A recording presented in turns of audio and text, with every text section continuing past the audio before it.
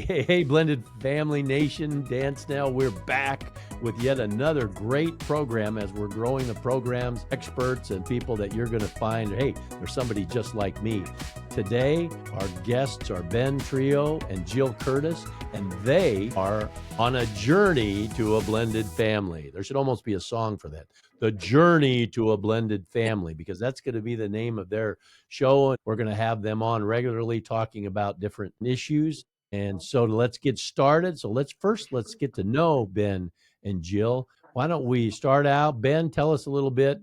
You can both share about your professional, because professionally you're both credentialed and you work with people in coaching and counseling. But Ben, you start out, and then Jill, you share a little bit about you. Thank you. So currently I'm a team lead for a transitional living program that is run by Rediscover Mental Health, which is a community mental health center here in Kansas City. We house and support 18 to 25-year-olds, most of whom have aged out of foster care or have come from oftentimes communal and group settings that are, you don't really call them group homes anymore or orphanages, but generally things where they're not with their family or have ideal individual support like a child in a home would have. So they're clients that aren't ready to just be independent on their own. And as clients of Rediscover Mental Health, they have to have a qualifying mental health diagnosis, which is a diagnosis that is considered to be permanent and can interfere, not permanently, but can persistently and pervasively interfere with their ability to function. I've worked in mental health for about 20 years. This is actually my second stint with the Transitional Living Program, and it was my first job in mental health back in 2004 when I started. And I accidentally got into mental health. Try to make it as brief as possible, but I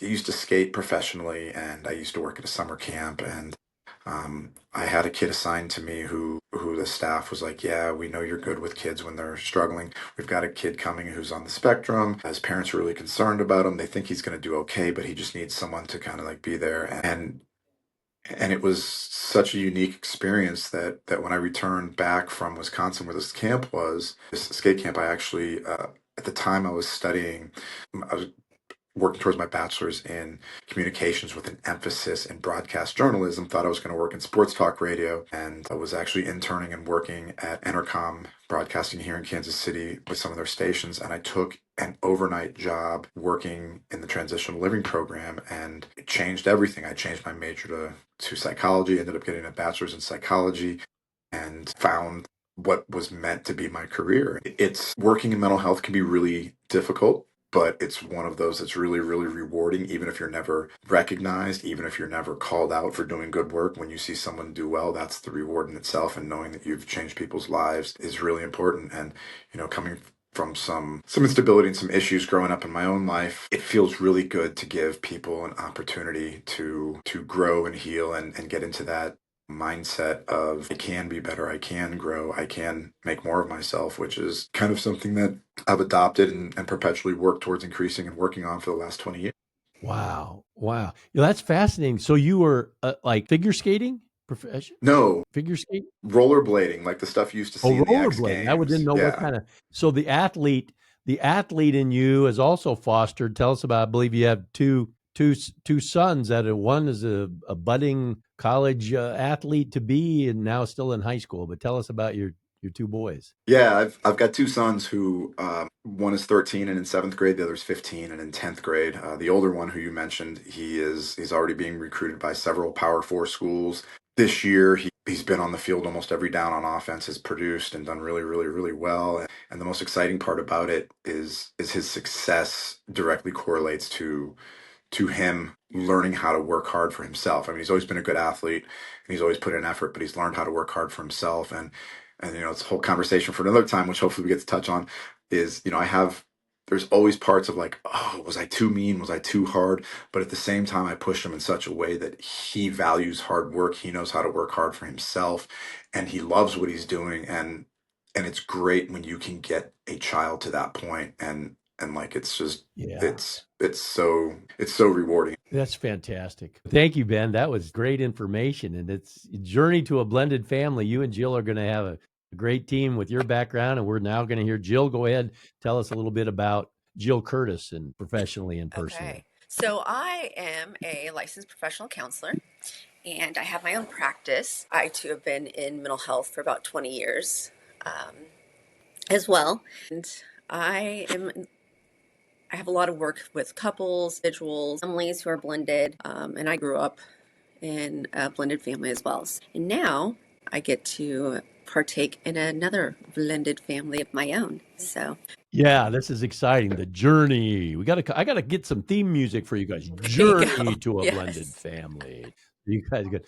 So really, if for people watching, you have someone, Ben, you deal with wounds and hearts and souls that have been wounded or felt had issues of abandonment or betrayal, and so you understand the hearts of people at various ages up to sounds like up to age 25. And Jill, you've worked with from grandparents to kids on things, so you're perfect to be bringing this together. So let me ask you this. So we'll jump right into it here. Let me ask you a question. The first question is, as you're blending this family, have you created or have you thought about any traditions or any way you can kind of create a family culture or family values that you'll bring together, that while they still have their separate previous backgrounds, we're now going to bring this together with Ben and Jill? Ben, why don't you go ahead? You got any cultural or traditions you want to get going? Well, one thing that we've talked about is, going on vacations and taking our kids. And, Jill and I have been together for a little over a year. We recently went on a cruise together. It was my first cruise, and she's been on a few cruises. And you oftentimes hear like it's kind of a milestone when you go on your first big vacation with a significant other, and that will tell you a lot about how you guys are going to be able to just deal with each other and handle different aspects of life. I mean, obviously, when you're on vacation, there's a lot of stressors you're detached from. But while we were on that vacation, we didn't get on each other's nerves. We didn't cause each other any stress. We didn't see any sides of each other where we were like, oh, well, maybe this isn't where we need to be. If on the, it was completely opposite. I mean, it fortified that they're like, oh my gosh, this is my person. And we started talking about and looking at doing cruises with all of our kids, and that's something that I think we're aiming for in the spring, maybe early summer.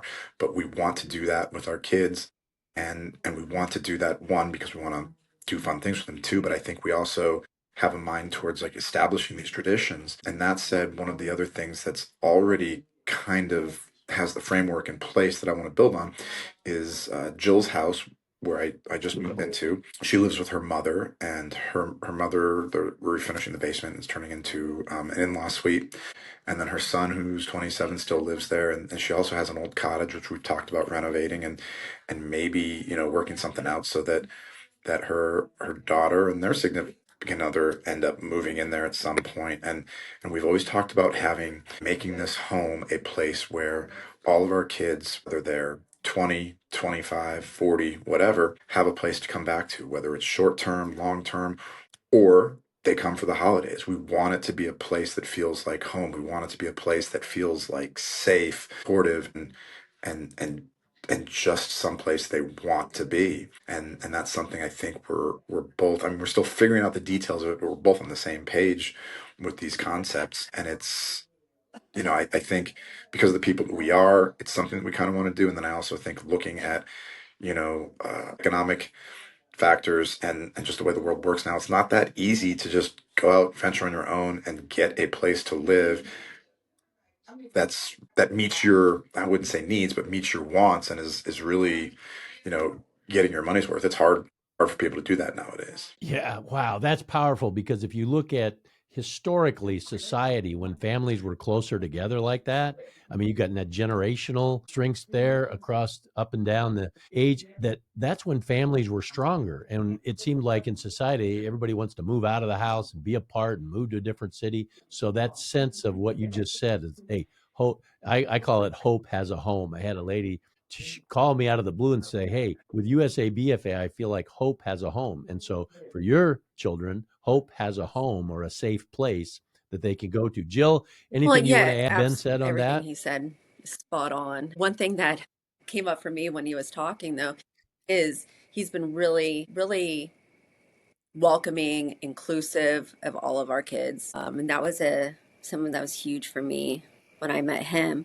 was he didn't mind my son is still living with me at home, partly because he helps around the property and I need help, right? So, but also because of the Yeah. economics, that's going on and him saving money for a house and whatnot. But Ben never judged him or judged me for that and was okay with him living with us now as of last week. And so that just facilitates a culture of being accepted, included, and we're really trying to include Yeah. the kids in all of the activities that we can, even though they're older. There's an age difference, but we've done that, I think, and we're starting to do that pretty well.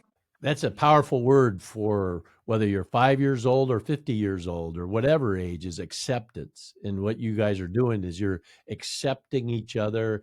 And we'll be talking more about that, I'm sure, as we're continuing. Folks, you're listening to Journey to a Blended Family with Ben Trillo and Jill Curtis. Got one more question. Then I know you guys are busy and as professionals, but let me ask you this. Have you had what has been the biggest surprise? Have you had any surprises that you go, oh, I didn't think about One of that? my biggest surprises was my son's reaction to um, having what he would call like two new brothers, um, even though we're not married yet, but he's like, are they okay with having an older brother? I was surprised about his concern with it and how much he has been emotionally just going through it and the change and the acceptance of three more guys moving into the house. I mean, it's been a little difficult for him. It touches a little bit of inside, that he's working through and all the dynamics through that. But that's one of the biggest surprises that I've. Oh, that'll be good because your son's not alone. That's what we always say to people. You're not alone at USABFA. He's not alone, and that's a common thing. Is now somebody else is moving into the world they once had. So we'll have to talk about that more in the future. Ben, anything you want to add to the surprise category? I don't know if surprise is necessarily the right word for it, or maybe it leans more towards like a pleasant surprise. But a lot of these things that people would typically classify beforehand as, oh, that's going to be difficult. This is going to be, these parts of the steps going through a relationship and then blending a family and moving in together. Been it's been a lot easier than I had hoped and expected. Not that I had like I didn't have like a cynicism towards any of it. It just more kind of a realistic approach of, there's going to be some things, but it's been a lot easier. And I think part of that is Jill and I both, and we're at different phases. I would say she's a little further ahead, but when you really adopt the change and growth mindset and you accept that like you've got to work on yourself every day for the rest of your life, which when you're struggling and you're trying to dig yourself out sometimes can feel so daunting. You're like, I just need a break. But when you get to that point to where you're working on yourself and putting in the effort to do all things to make yourself better as a whole, it causes less expenditure of physical, mental, and emotional energy in other places and makes it easier so that when you do run into the little hiccups, you're able to overcome them easier. It's a lot easier to get past these barriers when you're in the right mindset, without getting too off course of the main topic of blending families. I think to be your best you in any kind of interpersonal interactions and relationships, that gives you the best chance for the fewest barriers. And at the core of anything with interpersonal relationships and interpersonal communication is you have to be on that where you're trying to be better every day, just a little bit every day. And that allows you the grace with yourself and with your partner in these situations to not take these barriers personally, to not let it touch something in you, which causes you to go haywire and emotionally react to something that's not that big a deal, or Yeah. at least when you do, get back on course easy. And that's really the big thing is you have to be invested in not just the relationship, but invested in yourself to be the best partner, to be the best component of that blended family, and know that it's what seems like so much work is actually alleviating a lot of other work and repairs and backtracking later on. Yeah. And it's been, I'm not going to say it hasn't been without challenges. It's just that when you're in the right mindset and you're able to look at what can I control? What can I do? What can I actually have an influence on? It makes it easier to be a better partner and to be a better collaborator within the whole family system to make things better. Wow, wow, that's great. You know, folks, I don't know about you watching this, but Blended Family Nation, I'm pretty excited about this journey to a blended family. Ben and Jill, they're living it. And you know what? It isn't about being perfect, right? As Ben, you were kind of alluding, Jill talks about, it isn't about being perfect, it's about being present and present in the moment. We're going to learn from them as we move forward in the weeks ahead. So Ben and Jill, thank you so much. And we'll be back together again soon. Folks, please like and share and share this with some of your friends. And stay tuned as Journey to a Blended Family continues next week.